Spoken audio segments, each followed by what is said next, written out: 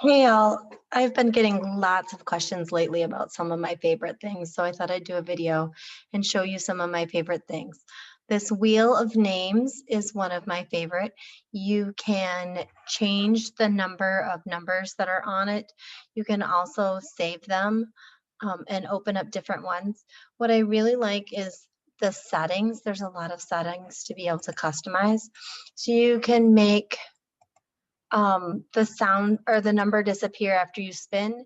So if you only want to read number 7 once you spin, number 7 will disappear. Once you spin a 3, number 3 will disappear. So you can read each sentence one time, or you can leave it so that the number stays there so you can spin as many times as you want. I don't like the fact that it has a lot of ads on it and whatnot. So what I do to solve that problem is I make it small. And then if I put my screen down at the bottom, all that you see is the spinner. It's not quite as good as my other spinner that I'll show you now. My other spinner that I like is called My Game Spinner on BlueStacks. This is the spinner you guys see a lot. It doesn't have quite as many options as the other spinner, but you can get a 6 spinner, 8 spinner, 10, or 12. What I tell my kids, if there are only 7 sentences on the page and you're spinning with an 8 spinner and you spin an 8, they have 2 choices. They can pick to spin again, or they can just pick any sentence they want to read. That's how I do it with a spinner that doesn't have the correct number of numbers on it. BlueStacks is also how I get to use my Barton Tile app on my computer. It's not necessarily the easiest way, but I like the Tile app so much better than Wizimo. I choose to use the Barton Tile app this way. Other things that I've been using and really like, Sue Bridgman has the Dyslexia Tutoring Toolkit, has lots of games for foundations and sound all the way up through the book 10. There are a couple games for each one. There's also lots of free ideas and places to get information. Some lessons have lots of games. Some games I like better than others. I personally won't play the airplane game because it doesn't give the kids enough time to read the words before they run into it. I really like the quiz shows and the spinners. What else? The label and diagram. These are normally really good. So you would read the phrase and then choose where it goes. I don't know if that's right or not because I didn't actually do the work, but lots of fun there. And I really would like to put a big thank you out to Sue Bridgman for separating these out.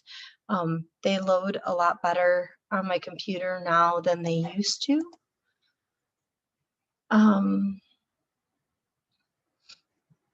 To get the Dyslexia Tutoring Toolkit, they ask that you make a donation to the Bridging Gaps Dyslexia Center. I'm sure if you contact Sue Bridgman or the Dyslexia Center, they will help you get to getting this. I really like this one, to double or not. So the word gravy, does it have 1 V or 2?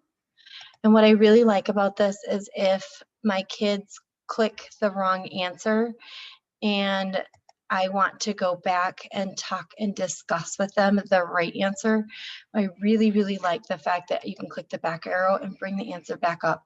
Give them time to talk about and discuss what the right answer is and how, you got to that answer. I'm going to click through to the end. Some of the games have leaderboards on them. And my kids in general don't care about the leaderboards the time that the kids have gotten correct answers on. Some of them are crazy fast. And with going through a Zoom meeting, I wonder if that slows us down somewhat too. But at the end, you can look at your answers. You have a chance to go through, talk about the rules and whatnot and the decisions that the kids made based on that. You can also start again or look at the leaderboard. And if you look at the leaderboard on this, Some kids did this game in 17 seconds. I don't think I even did that with just clicking through the answers. So yeah, I was at 52 seconds and I was just clicking through the answers. So I also want to show you down here in the corner, you can make things full screen, which makes it nice so that they can play the game and it's the only thing on the screen. Another thing I really like is Tutorbird. I don't want to show you a whole lot in Tutorbird because I don't want all my information put out there. But I really like if you click at the bottom of the screen, you can take attendance all at once, pop up a big, huge attendance log for all your kids, bulkily click present, and be done with it. I didn't notice that until just recently. If you want a link to Tutorbird, Tutorbird has given us a link for our group specifically that allows us to get a 2-month free trial versus a 1-month free trial. Lots of you also have known about my games. What I want you to know about that is if you would want to purchase them, go ahead and just shoot me a Facebook message. That's probably the easiest way. You can also email me at leannepriest@gmail.com. And I have games for every book and every lesson within Barton. Most of them have a Connect 4 like this and 3 tic-tac-toes. I don't promise that all of my games are error-free. They do have some errors in them. However, with that being said, I actually really like the errors and I highly reward my kids if they find the errors and point it out to me, and then we discuss why it's a mistake or why it's not a mistake. Some of the games even have intentional errors in like the happy rule that kids tend to like to make errors in. I also recently put out picture games. The picture games that I play, there's feeding a kid candy, this is what I call birthday party, and if you look, there's kids up at the top that would get put in the birthday party scene. Apples to pick, a house to decorate for Christmas. This one is a dog house. Let's see if I can zoom out so you can see the stuff outside of the screen. There you go. So you'd build a house, more kids to feed candy to, a barn to put animals on, a pond to put things on, a leprechaun, a rainbow, Halloween candy, a haunted house. My kids really like the fact that the ghost is transparent so you can see the ghost. It's kind of cool. I have a turkey, and on the turkey I teach my kids how to change the color of the feathers with the fill option. I have another turkey where it's just putting the feathers on, a Thanksgiving meal, snowman, Christmas tree, another Christmas tree, a nativity scene, and the notorious bug. I wouldn't have kept the ladybug on here, but for some reason, my very, very first attempt, I was trying to make a cootie. I don't know if anybody knows what that game is, but I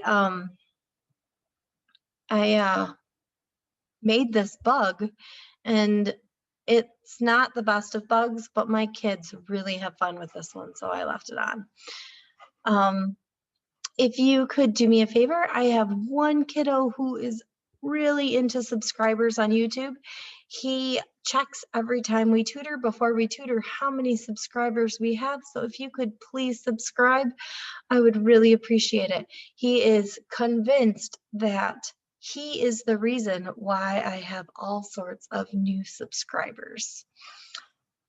Thanks. I hope this helped any. If you have questions, please feel free to send me a question in Barton Tutors or send me a question via a Facebook message. Thanks. Have a great day.